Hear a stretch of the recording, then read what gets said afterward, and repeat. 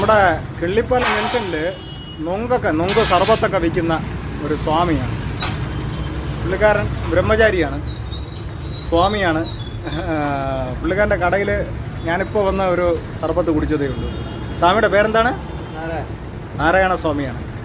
ഇവിടെ എന്താന്ന് പറയുന്നത് ഒരു ആധ്യാത്മിക ജീവിതം നയിക്കുന്നതിനോടൊപ്പം തന്നെ ഇങ്ങനെയുള്ള കച്ചവടങ്ങൾ കൂടിയൊക്കെ ചെയ്ത് പുള്ളിക്കാരൻ്റെ ഒരു വരുമാനം കണ്ടെത്തി അങ്ങനെ എനിക്ക് കട എവിടെയെന്ന് ചോദിച്ചാൽ നമ്മുടെ കിള്ളിപ്പാലം ജംഗ്ഷനാണ്. ഈ കാണുന്ന കിള്ളിപ്പാലം ജംഗ്ഷനാണ്, തിരുവനന്തപുരം കിള്ളിപ്പാലം ജംഗ്ഷൻ. അവിടെ നിന്ന് ഇതാ കണ്ടില്ലേ കണ്ണൻ ജ്യൂസ് സെൻ്റർ, അതാണ് പുള്ളിക്കാരൻ്റെ കട.